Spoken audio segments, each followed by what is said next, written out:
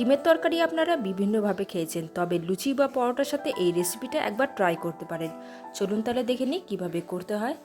তবে রেসিপিটা শুরু করার আগে লাইক ও সাবস্ক্রাইব বাটনটা অবশ্যই প্রেস করে দেবেন।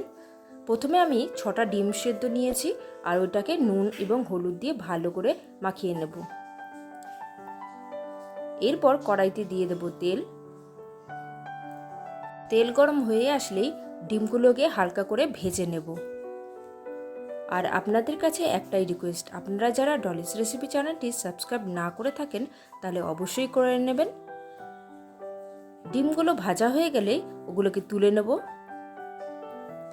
এরপর ওই তেলের মধ্যে ভেজে নেব কয়েকটি সেদ্ধ করা আলু। হালকা ভাজা হয়ে গেলে আলুগুলোকে তুলে সাইডে রেখে দেব। এরপর ওই তেলের মধ্যেই ভেজে নেব পেঁয়াজ। এখানে দুটি মিডিয়াম সাইজের পেঁয়াজ নেওয়া হয়েছে আর দুই অর্ধেক করে কেটে নিয়ে পেঁয়াজগুলিকে ভালো করে ছাড়িয়ে নেওয়া হয়েছে। পেঁয়াজ যতক্ষণে ভাজা হচ্ছে ততক্ষণে একটা মশলা বানিয়ে নেব। প্রথমে নেওয়া হয়েছে মিডিয়াম সাইজের 1.5খানা পেঁয়াজ, 3 টুকরো আদা, 4টি কাঁচা লঙ্কা, একটি গোটা রসুনের অর্ধেকটা দিয়ে ভালো করে পেস্ট করে নেব। এদিকে পেঁয়াজটাও ভাজা হয়ে গেছে, সেটাকে তুলে নেব। এরপর ওই তেলের মধ্যে দিয়ে দেবো 2টো শুকনো লঙ্কা আর যে পেস্টটা বানিয়ে রেখে দিয়েছিলাম সেটা দিয়ে দেব। এরপর দিয়ে দেবো স্বাদ মতো লবণ। এরপর দিয়ে দেবো 1 ছোট চামচের মতো জিরে, 1 ছোট চামচের মতো ধনে আর 1 ছোট চামচের মতো হলুদ। আর দিয়ে দেবো 1/2 টিস্পুনের মতো চিনি আর 1 টিস্পুনের মতো কাশ্মীরি লঙ্কা গুঁড়ো।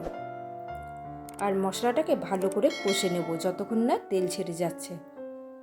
দেখতেই পাচ্ছেন অনেকটাই তেল ছেড়ে আসছে। একটু কষে আসলেই দিয়ে দেব টমেটো কুচি। একটি মিডিয়াম সাইজের টমেটো নেওয়া হয়েছে এখানে। আর মশলাটা যাতে ভালো করে কষে যায় তার জন্য দিয়ে দেব অল্প জল।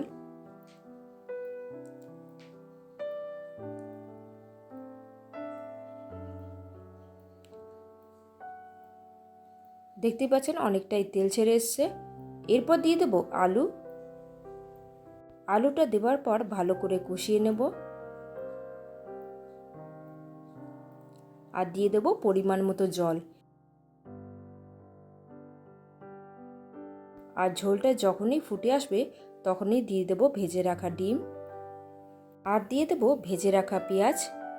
রুটি, পরোটা কিংবা লুচির সাথে এই রেসিপিটা কিন্তু দারুণ যাবে। আর পেঁয়াজগুলো যখন মুখে পড়বে তখন কিন্তু আরই ভালো লাগবে খেতে। রান্নাটা কিন্তু একেবারে শেষের পথে। গ্রেভিটা যখন মাখা মাখা হয়ে যাবে তখন দিয়ে দেবো 3টি কাঁচা লঙ্কা। আর হ্যাঁ, আমাদের রেসিপি যদি আপনাদের ভালো লাগে তবে ডলিস রেসিপি চ্যানেলটি অবশ্যই সাবস্ক্রাইব করে নেবেন। আজকের মতো আসি তাহলে। আপনারা ভালো থাকবেন, সুস্থ থাকবেন।